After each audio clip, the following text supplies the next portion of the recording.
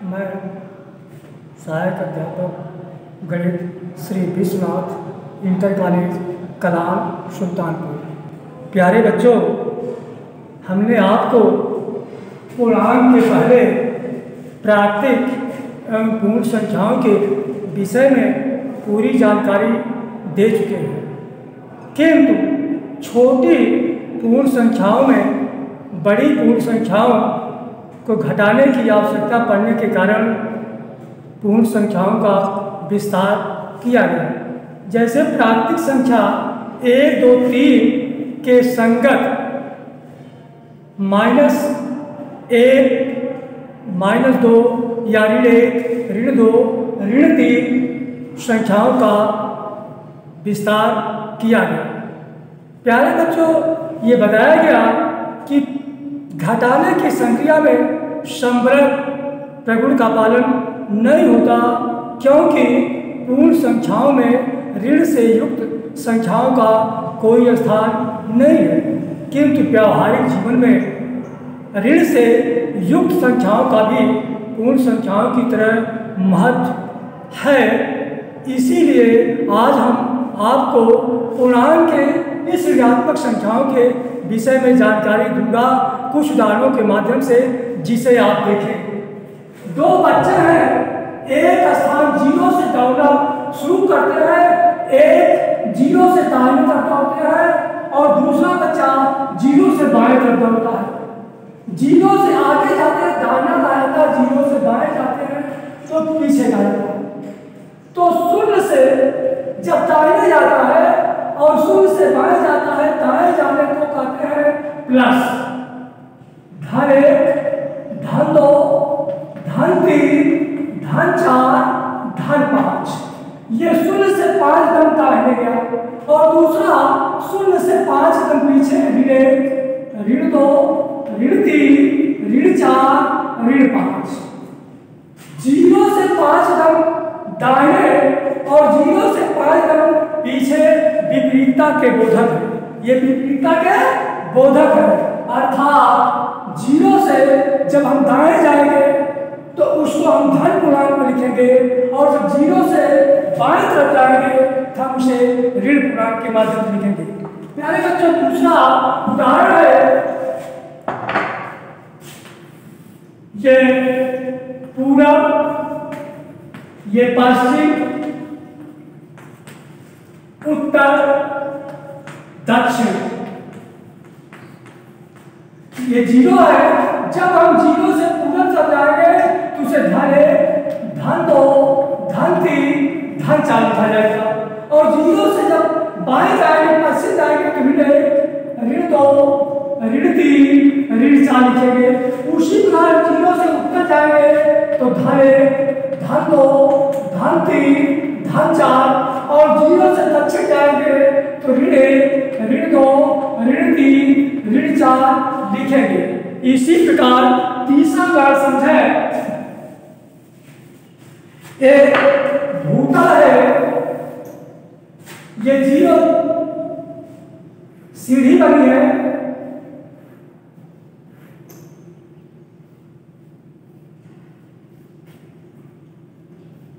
इस प्रकार से सीढ़ी बनी है, समझ रहे?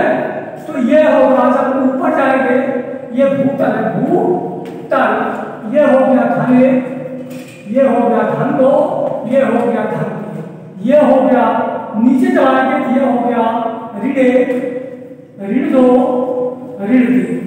ये 3 जो है इसका विपरीत है, ये ऊपर है धनात्मक है, नीचे ऋणात्मक है, इसे विपरीतता का एक बोधक कहा जाता है।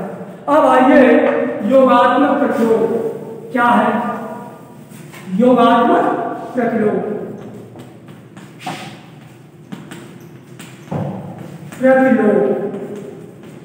प्यारे बच्चों, जब दो पूर्णांकों का योगफल 0, जब दो पूर्णांकों का योगफल 0 हो तो वे दोनों एक दूसरे के योगात्मक प्रतिलोम कहे जाते हैं।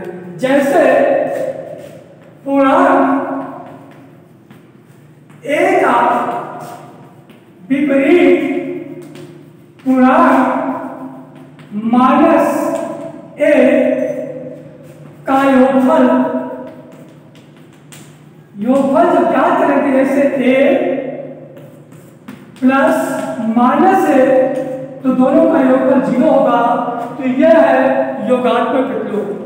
जब दो पूर्णांकों का योगफल 0 होता है तो वे दोनों एक दूसरे के योगात्मक प्रतिलोम पे जाते हैं। जैसे 6 का योगात्मक प्रतिलोम होगा -6, क्योंकि दोनों को जोड़ोगे तो 0 होगा। आगे चल करके जब आप इसके आगे चलेंगे तो योगात्मक प्रतिलोम ज्ञात करने के लिए जब गुणा करेंगे, जैसे 5 का योगात्मक प्रतिलोम पूर्णांक में जुड़े -1 कर देते हैं तो -5, अर्थात 5 का योगात्मक प्रतिलोम 5 हो जाता है।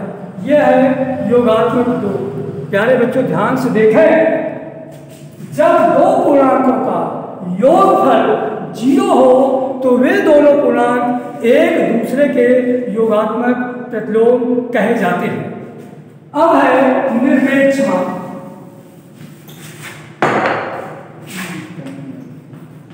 निरपेक्ष मान इसको हम संख्या रेखा के माध्यम से आपको बताने जा रहा हूं। एक यह है, यहां से 1 2 3 4 5, ये 5, इधर से 1 2 3 4, ये 5। देखिए बच्चों, ये यहां से ये 5 कदम है, ये इसको धन 1 कहते हैं, इसको धन 2, इसको धन 3, इसको धन 4, इसको धन 5। इधर कहेंगे ये ऋण 2 ऋण 3 ऋण 4 ऋण 5। शून्य से एक बच्चा 5 कदम आगे गया और दूसरा जो बाएं जाता 5 कदम बाएं जाता है, दोनों का परिणाम जो 5 ही है। माने 0 से 5 कदम दाहिने गया, 0 से 5 कदम पीछे गया, जबकि दोनों की दूरी क्या है, समान है। अर्थात 5 कदम आगे जाता है और 5 कदम 0 से 5 कदम आगे है, 0 से 5 कदम पीछे है, दोनों की दूरियां समान है, इसलिए दोनों का परिणाम 5 होता है। दोनों का परिणाम क्या होता है, 5 होता है। प्यारे बच्चों, निरपेक्ष मान का चिन्ह 2 खड़ी पाई है। निरपेक्ष मान का चिन्ह है, जैसे धन 15 का निरपेक्ष मान 15 होगा, ऋण 15 का निरपेक्ष मान 15 होगा, क्योंकि यह 0 से 15 कदम आगे है, यह 0 से 15 कदम पीछे है। प्यारे बच्चों, इसी से संबंधित हम आज आपको अभ्यास 3A के प्रश्न के विषय में बताने जा रहे हैं, जिसे ध्यानपूर्वक देखिए। प्यारे बच्चों, निम्नलिखित सारणी में रिक्त स्थानी की पूर्ति के लिए नीचे 4 विकल्प दिए गए हैं, जिनमें केवल एक सही है। सही विकल्प चुनकर रिक्त स्थानों में भरना है। प्यारे बच्चों, देखो 19 23 25 29 ये आरोही क्रम में संख्याएं आगे लिखी गई है, और अब अवरोही माने 29 को -29, 25 का -25, 23 का -23, 19 का -19 विपरीत संख्या है। उसी प्रकार से 7 11 13 17, अब -17 का -13 होगा, तो यही -13 भरा जाएगा। बच्चों, यही उत्तर सही है।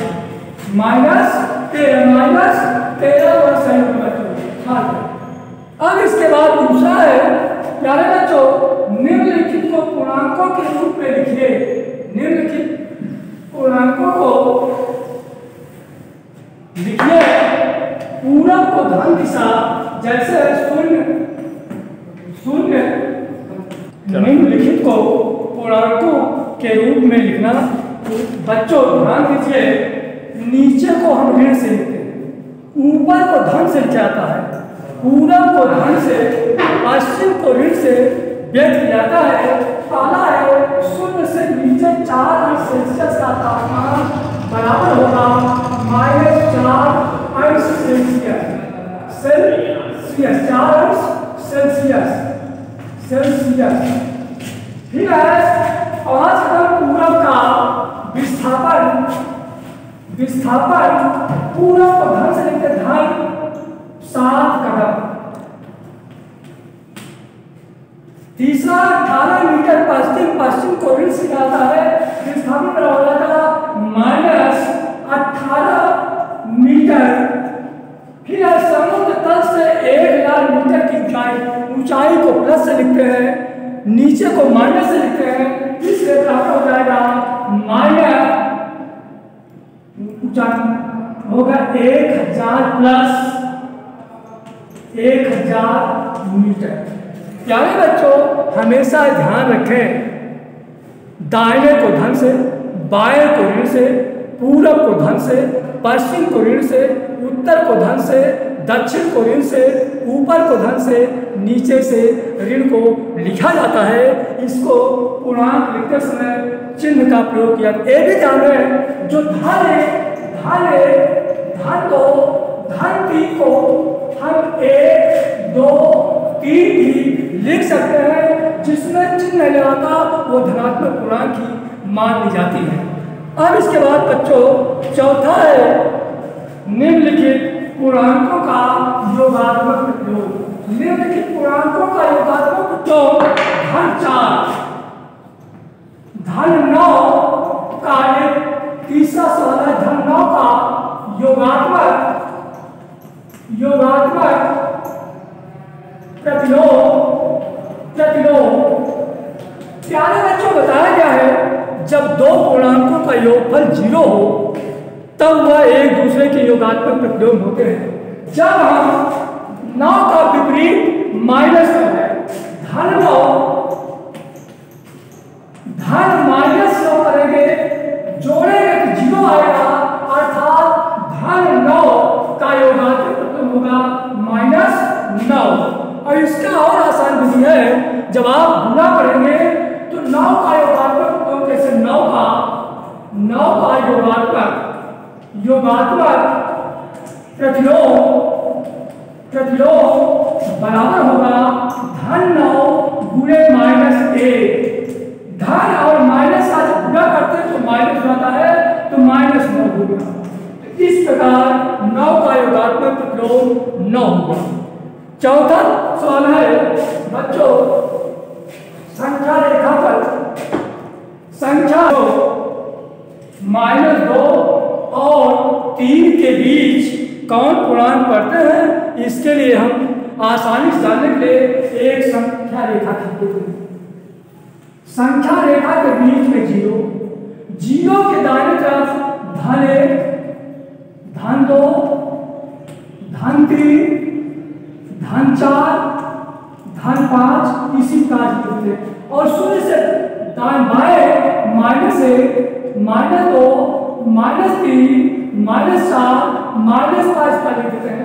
अब -2 और 3, -2 शून्य के पीछे दांत यहाँ से और +3 यहाँ है, इसके बीच आप देखेंगे जो भी संख्या पड़ेगी वह -2 और 3 के बीच है, अर्थात -2 और +3 के बीच संख्या बराबर हो जाएगी -1, 0, +1, +2। क्या बच्चों ध्यान देखें, 0 और धन 3 के बीच सभी पूर्णांक को लिखने के लिए हम पहले संख्या रेखा खींच लें। संख्या रेखा पर शून्य से दाहिने प्लस वाली संख्या और शून्य के दाएं माइनस वाली संख्या कर देते हैं, और जो पूर्णांक दिया गया है -2 और +3 के पूर्णांक है, उनके बीच की संख्याएं आप देखें, -1, 0, धन 1, धन 2 पड़ता है बच्चों, यही -2 और धन 3 बीच के पूर्णांक -1, 0, +1, +2 होगा। इसी प्रकार से एक और समझ लें बच्चों, 0 और 6, 0 और 6 के बीच 0 और 6 के बीच बताया गया है, अगर 6 लिखा है तो वो धन 6 होगा। धनात्मक संख्या धन 1, धन 2, धन 3, धन 4, धन 5 को हम 1, 2, 3, 4, 5 भी लिख सकते हैं। 0 और 6 के बीच, तो आप 0 से ये देखो यहाँ तक है, इसके बीच जो पड़ेगा धन 1, धन 2, धन 3, धन 4, धन 5, 0 और 6 के बीच जो संख्याएं होंगी, 1 होगा, 2 होगा, 3 होगा, 4 होगा, 5 होगा। तो 0 और 6 के बीच पूर्णांक 1, 2, 3, 4, 5 होगा। प्यारे बच्चों, अब अंतिम सवाल है, प्यारे बच्चों 5वां प्रश्न है, अपनी अभ्यास पुस्तिका पर सत्य या असत्य कथन लिखिए। पहला प्रश्न है, सबसे छोटा पूर्णांक 0। तो प्यारे बच्चों, 0 से भी छोटे पूर्णांक है, ऋणात्मक संख्याएं जो होती है, ऋणात्मक पूर्णांक जो होता है वो 0 से छोटा होता है। ये जान लें, 0 से सभी धनात्मक पूर्णांक बड़े होते हैं और 0 से सभी ऋणात्मक पूर्णांक छोटे होते हैं। इसलिए यह सबसे छोटा पूर्णांक 0 है, ये असत्य है, क्योंकि 0 से भी छोटा -1, -2, -3, इसलिए ये जो है असत्य लिखा है। दूसरा है, 0 का विपरीत नहीं होता। प्यारे बच्चों, बताया गया है 0 न तो धनात्मक होता है न तो ऋणात्मक होता है, इसलिए 0 का विपरीत नहीं होता, ये सत्य है। 0 का विपरीत है, 0 का उल्टा -0 कभी नहीं लिखा जाता, क्योंकि 0 जो है न तो धनात्मक है न तो ऋणात्मक है। तीसरा है, -17 बड़ा है -5 से। बच्चों ध्यान दें, माइनस संख्या जो बड़ी देखने लगती है वो हमेशा छोटी होती है, क्योंकि -17 जो है 0 से 17 कदम पीछे है और -5 जो है 0 से केवल 5 कदम पीछे है, इसलिए -5 बड़ा है और -17 छोटा है, इसलिए यह असत्य है। अगला है, एक धनात्मक पूर्णांक अपने योगात्मक पूर्णांक, कोई भी संख्या ले लें, जैसे धन 5 है, धन 5 का योगात्मक -5 होता है। तो बताया गया है प्रत्येक धनात्मक पूर्णांक जो है ऋणात्मक पूर्णांक से बड़ा होता है। प्रत्येक धनात्मक पूर्णांक ऋणात्मक पूर्णांक से बड़ा होता है। लिखा है, एक धनात्मक पूर्णांक अपने योगात्मक प्रतिलोम से बड़ा होता है, ये सत्य है। धनात्मक प्रतिलोम जो है अपने योगात्मक प्रतिलोम जो धनात्मक 5 है, इसका योगात्मक प्रतिलोम -5 आया, तो -5 से धन 5 बड़ा है, इसलिए बच्चों ये क्या है, सत्य है। प्यारे बच्चों, अब इसके आगे कल हम आपको अगली वीडियो में